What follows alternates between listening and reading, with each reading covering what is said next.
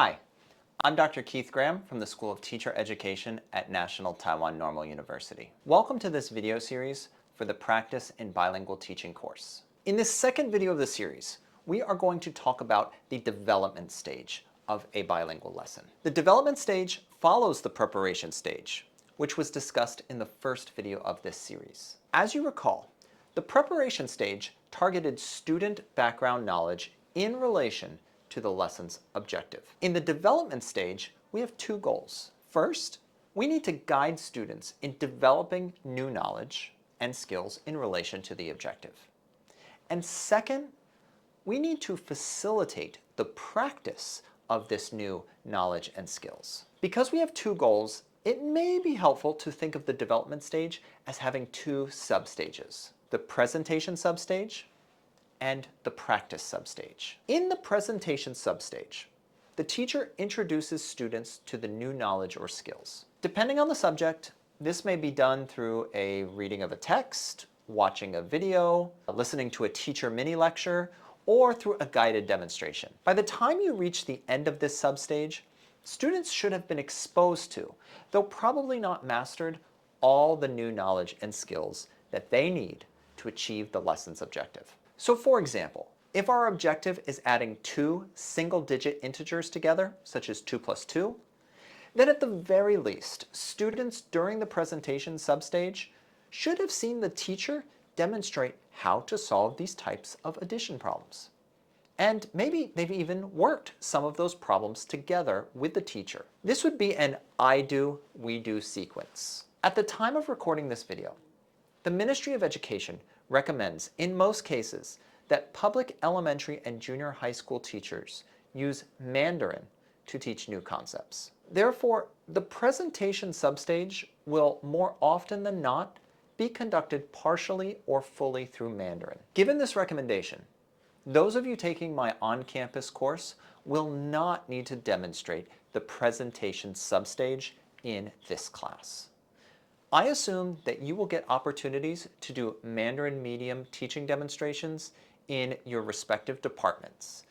And you will get English medium practice opportunities aligned with the presentation substage in a different course in our program, the Classroom English for Bilingual Education course. However, you will be expected to demonstrate the practice substage of a lesson's development stage. In the practice substage, students should practice the lesson objective individually or in small groups. As a lesson observer, when I evaluate the practice substage, I look at the lesson objective and what students are doing.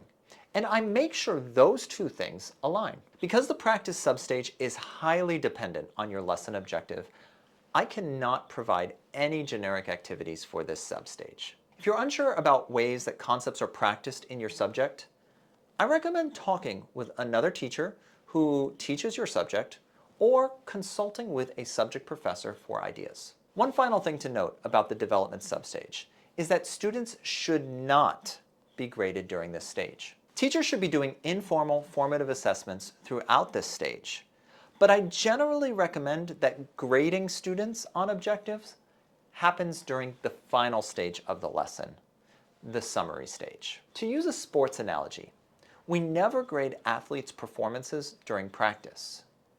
We only grade them during the game. You can think of the development stage as the sports practice, where students have low-stakes opportunities to practice and receive feedback. So let's talk about the specifications for the practice substage demonstration. Many of the specifications are similar to the first demonstration. The demonstration will be approximately 6 minutes long. Now, keep in mind that in a real class, it is likely you will allot more than 6 minutes to the practice substage. More realistic is probably somewhere between 10 to 20 minutes, if not longer.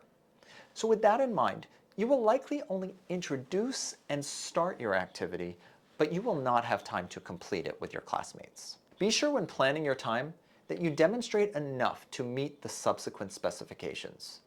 And be very careful not to spend 6 minutes giving directions. This will guarantee a no pass if you do that. Next, the activity in this demonstration should be one practice activity. This activity should be the lesson objective. I will be looking very carefully to make sure that your objective and your activity directly align. Similar to the previous assignment, I should see comprehensible English input and student output. And I should see all students being engaged for 90 to 100% of the time. In classes where demonstrations are co-taught, please make sure to divide the leading time evenly between you and your partner. If you have any questions about this assignment, please send me an email or arrange a time to meet with me during office hours. Thank you for watching this video. I look forward to your demonstrations.